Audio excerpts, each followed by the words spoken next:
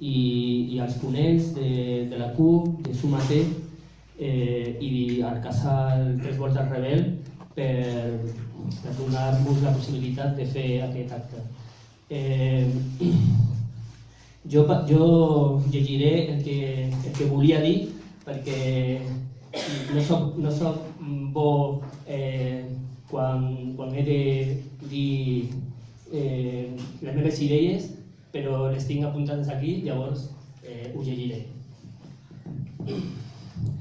En la noche del 10 al 11 de agosto de 1936, Blas Infante, en el kilómetro 4 de la carretera de Sevilla-Carmona, gritó 2 veces: ¡Viva Andalucía libre!, y cayó muerto en la tierra andaluza que tanto amaba. Sus verdugos venían avalados por orden del general español Queipo de Llano. Días después, el 19 de agosto, Federico García Lorca fue asesinado, por orden del comandante español José Valdés Guzmán, en el barranco de Alfácar, a las afueras de Granada. Nadie ha dejado constancia fidedigna de sus últimos momentos, aunque sí existe el testimonio de Juan Luis Teres Castro, fanfarrón y machista compinche del fascista Ramón Ruiz Alonso. Teres Castro alardeaba de haber participado no solo en la detención, sino también en la muerte del poeta. Acabamos de matar a Federico García Lorca. Yo le metí 2 tiros en el culo por maricón. Estas 2 muertes violentas no fueron los primeros crímenes de los españolistas.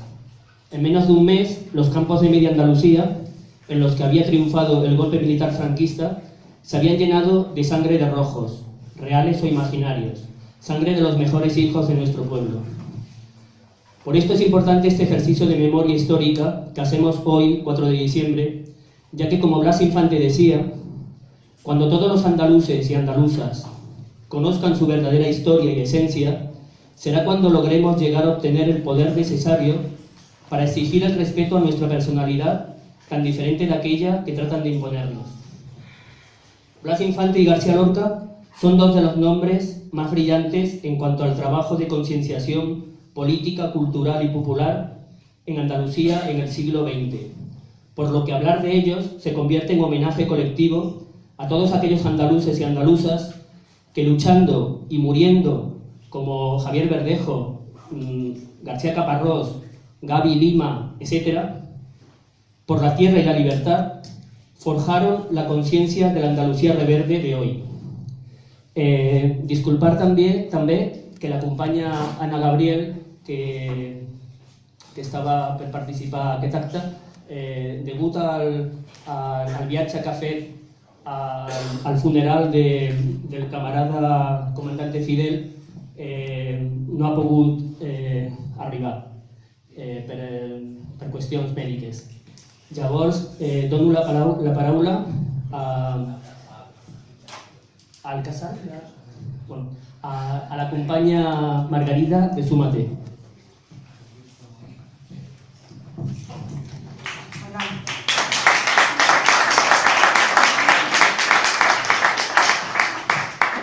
Hola, buenos días. Como ya sabéis, yo soy de Súmate. Somos de una asociación que estamos luchando por la libertad de Cataluña, por llegar a ser un pueblo libre, pero como andaluza, en un día tan importante como hoy, también quiero la libertad de Andalucía y quiero que allí se viva mejor, ya que es una de las comunidades que tiene más paro y que los gobiernos que hay no luchan porque salgan adelante. El compañero se ha referido a Blas Infante, que es el padre de la patria andaluza.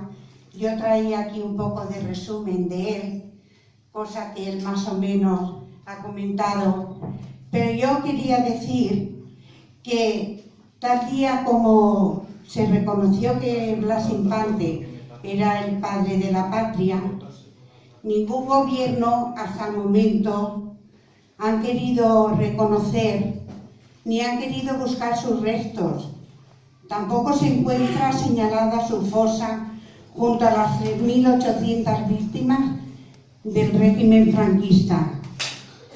El fusilamiento de Blas Infante, que fue un 11 de agosto, como aquí ha dicho el compañero, fue un juicio que se hizo sin sentencia.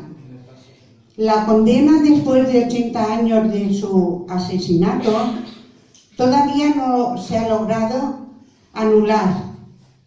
Tenía 51 años. Se encuentra sepultado en una de las 8 fosas comunes en el cementerio de San Fernando. Y fue arrestado en su casa el día 2 de agosto por falangista. Y su mujer dijo unas palabras que son muy difíciles de olvidar. Dijo: ni un solo día de mi vida he podido olvidar la cruel detención que tuvo mi marido, y encima tuvo que pagar al Estado franquista 2.000 pesetas de multa de aquellos tiempos, que era una ruina. Era un ciudadano pacífico, republicano, un andaluz humilde que luchó por una Andalucía libre de todo tipo de injusticias y fue condenado por un tribunal militar. Y tengo aquí una frase que él decía y que yo quiero expresar para que pensemos en ella. Decía: tengo grabada en mi conciencia la visión del jordanero. Yo le he visto pasear su hambre por las calles del pueblo.